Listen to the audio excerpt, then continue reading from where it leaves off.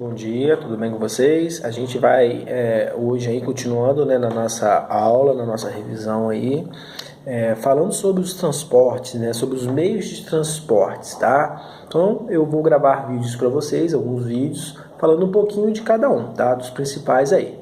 O primeiro que a gente vai ter é o transporte fluvial, né? Ele é considerado um dos mais antigos da humanidade, né? É uma das modalidades dos transportes, né, aquáticos ou aquaviários, né, realizada por meio das hidrovias.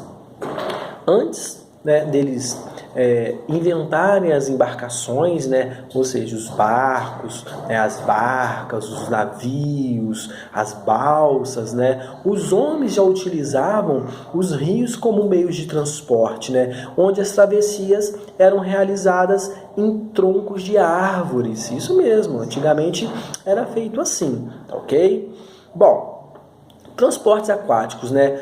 Segundo, né, as vias utilizadas, os transportes aquáticos eles podem ser classificados em transporte marítimo, tá? Que vai ser lá nos mares e oceanos, o transporte fluvial, que vai ser através dos rios, e o transporte lacustre, né, que vai ser através dos lagos, né, das lagunas, tá ok? A gente tem vantagens e a gente tem desvantagens desse transporte fluvial, tá? Embora sejam transportes lentos, né, os transportes aquáticos, né, eles são muito utilizados para o transporte de cargas, né, de pessoas, sendo que ele apresenta, né, um custo operacional, né, reduzido se a gente for comparar com outros meios de transporte, tá?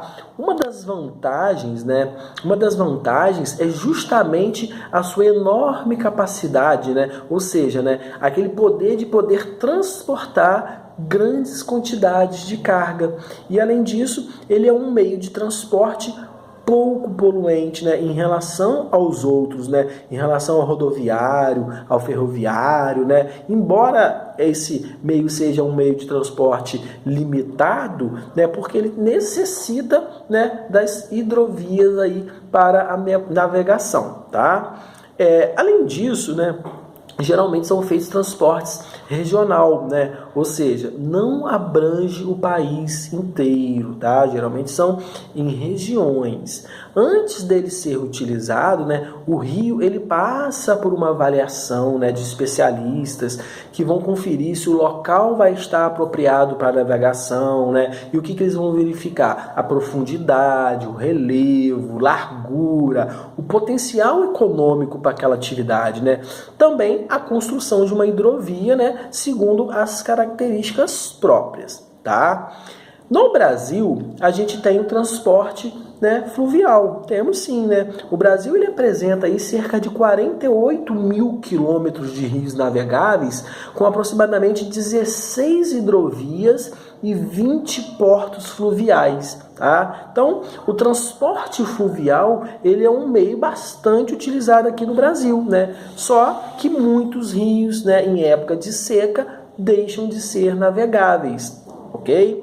Vale ressaltar que muitos problemas ambientais, sobretudo aí a poluição dos rios, né, o excesso de lixo, derramamento de óleo, né, ele vem afetando o curso normal das águas, como é o caso do assoreamento do Rio São Francisco, né, um dos mais importantes aí do país, tá?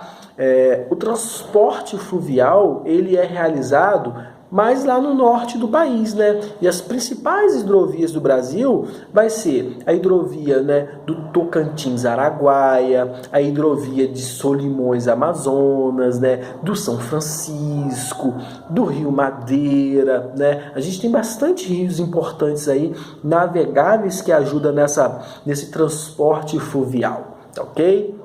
Em relação ao mundo, né, no mundo inteiro, o transporte fluvial ele é muito utilizado para quê?